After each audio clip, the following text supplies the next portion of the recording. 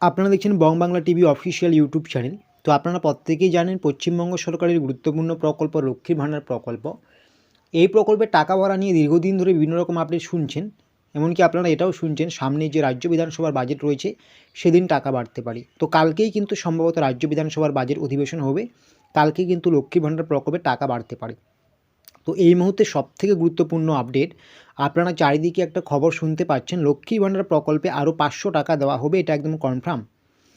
অবশ্যই আপনাদের রাজ্য বিধানসভার যে বাজেট রয়েছে সেই বাজেটের দিনেই কিন্তু 500 টাকা কিন্তু আপনাদের কনফার্ম বেড়ে যাচ্ছে। মানে যারা আপনারা 1000 টাকা পাচ্ছেন আপনারা পাবেন এবার 1500 টাকা, এবং যারা 1200 পাচ্ছেন তারা পাবেন আপনারা 1700 টাকা।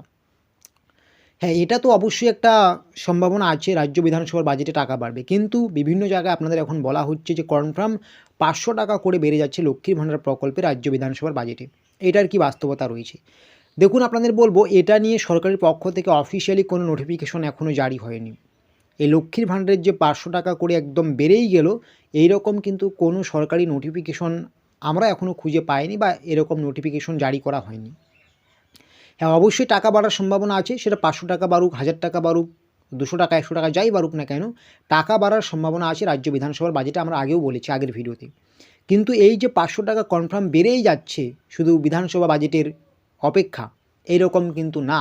এখনও পর্যন্ত কিন্তু এইরকম কোনো সরকারের পক্ষ থেকে, গভর্নমেন্টের পক্ষ থেকে, পশ্চিমবঙ্গ সরকারের পক্ষ থেকে নির্দেশিকা জারি করা হয়নি যে টাকা বেড়েই যাচ্ছে। হ্যাঁ, বিধানসভা বাজেটে বাড়ার সম্ভাবনা আছে। আপনারা চারিদিকে শুনতে পাচ্ছেন যে টাকা বেড়ে যাচ্ছে, আর 2-1 দিনের অপেক্ষা, এই অপেক্ষা। তো এগুলো কিন্তু পুরোপুরি এখনও পর্যন্ত ফেক রয়েছে। এখনও সেরকম একদম 100% সত্যতা নিয়ে কোনো আপডেট উঠে আসেনি। তো টাকা বাড়ছে কি না এটা পুরোপুরি কনফার্ম কিন্তু রাজ্য বিধানসভার বাজেটেই দেখা যাবে।